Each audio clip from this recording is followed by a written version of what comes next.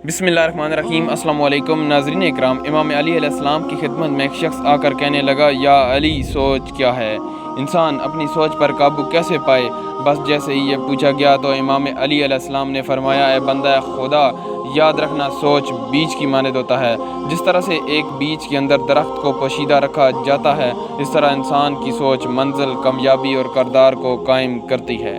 और कामयाब इंसान सोच के साथ आने वाली कामयाबी और आने वाली मंजिल को देख लेता है, और नाकाम इंसान इसकी जोश में गमज़न होकर इसकी खुशी को देख नहीं पाता और वो यूं नाकाम हो जाता है। और हर एक सोच को जब तक इस मंजिल वाज़िया ना हो अपने दिल में दाखिल ना करो, क्योंकि मैंने अल्लाह के रसूल सल्लल्लाहु अलैहि वसल्लम से सुना, जिस इंसान का अपनी सोच पर इख्तियार नहीं, वो इंसान कभी अपनी मंजिल पर इख्तियार नहीं पा सकता।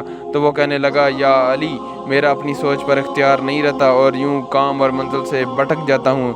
बात जब यहाँ तक पहुँची तो इमाम अली अलैहिस्सलाम ने फरमाया, ए बंदा खुदा, अगर तुम अपनी सोच पर इख्तियार हासिल करना चाहते हो तो रात को सोने से पहले सूरतुल फातिहा को 9 मरतबा पढ़ा करो और फिर अल्लाह से दुआ मांगा करो कि अल्लाह, जिस सोच के पीछे जो मंजिल छुपी है वो मुझे वो पहले से दिखा दे। और सुबह उठने के बाद 9 मरतबा सूरतुल फातिहा पढ़ा करें और दिन का आगाज़ किया करें। लोगों की ऐब को दरगुजर किया करो, अपनी खामियों पर गौर किया करो, और यूं तुम्हारी आंखें दुनिया से हट कर तुम्हारी तरफ खुलने लगेगी। नाज़रीन किराम, अगर वीडियो पसंद आए तो वीडियो को लाइक और चैनल को सब्सक्राइब कीजिए। Thank you very much.